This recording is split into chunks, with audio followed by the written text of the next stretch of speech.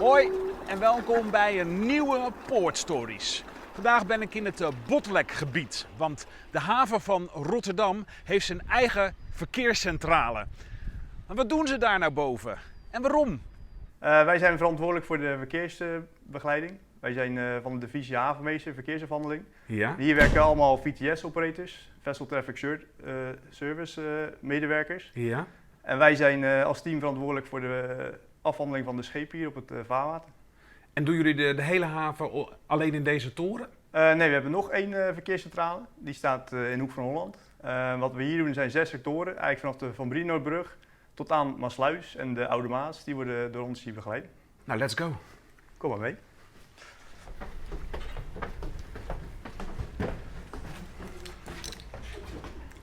Nou, we zijn hier op de operationele werkvloer van de verkeerscentrale Botlek. Daar zie je de sector Eemhaven, de Waalhaven, sector Maasbrugge. En in de hoek zie je Maasluis, de Botlek en de Oude Maas. Hier na het einde van de Oude Maas. Schepen die daar bijvoorbeeld uit willen komen, die geven bij ons aan. Hey, ik kom uit de Oude Maas, ik heet Josephine en ik wil graag richting de Botlek gaan. Wat wij dan doen is kijken voor hem, wat is het verkeersbeeld? Welke schepen komt hij tegen? Welke afspraken moeten er gemaakt worden? Zodat hij veilig en efficiënt de Botlek in kan gaan. Want als je dat niet zou doen, hoe zou het er dan aan toe gaan in de haven? Ik denk dat het dan wel een rotzooitje wordt. Er zullen schepen best wel af moeten gaan stoppen. Ze moeten echt gaan kijken van, ja, komt er wat aan? En wij vertellen al van tevoren wat er aankomt, zodat hij zijn vaart kan bouwen. Vanaf hier zie je de sector Eemhaven. Als je naar het scherm kijkt, zie je dat hij 4 schermen heeft hier eigenlijk. Feit is dat overzichtsscherm wat erboven zit. Ja. En alle oranje puntjes, dat zijn eigenlijk allemaal schepen. Ja, de leaving barge in the entrance of the Beatrix is also for the... Als je goed hoort, hoor je nu ook de VTS-operator praten met de schepen. Ja, ik hoor Nederlands en Engels door elkaar. Ja, op de voertaal is Nederlands. Ja, mochten ze dat niet kunnen, kunnen we altijd over naar het Engels. Ja. Het zijn eigenlijk allemaal procedures die wij vertellen.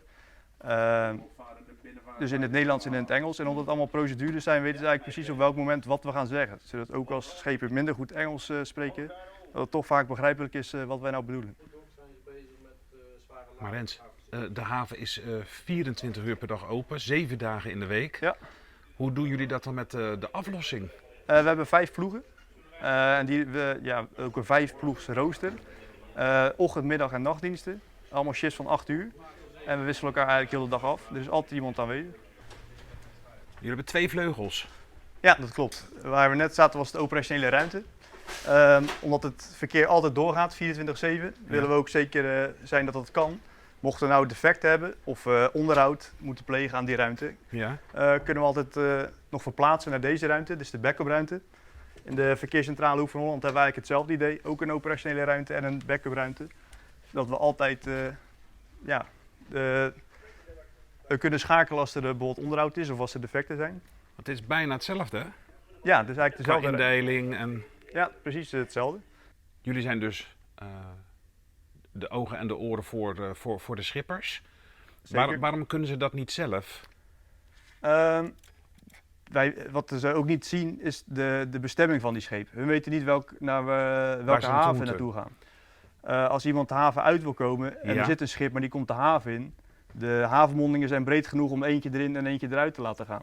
Als hij niet weet dat hij naar binnen komt, dan gaat hij zitten wachten tot hij voorbij is en gaat hij er dan pas uit. Oké. Als wij dat weten, dan vertellen we hem dat, zodat het allemaal wat vlotter gaat. Maar als ik aan het autorijden ben, dan moet ik het allemaal zelf doen. Zeker. En bij schepen hebben ze allemaal, in plaats Ja. van een TomTom, hebben ze een Rens.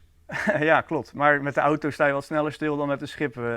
Er komen hier schepen van, met plezierwaard van 5 meter tot schepen die 400 meter lang zijn vanuit zee. Ja, die hebben niet dezelfde remweg als jij met de auto hebt, helaas. Dus ja, dan moeten er eerder dingen geregeld worden. Ja.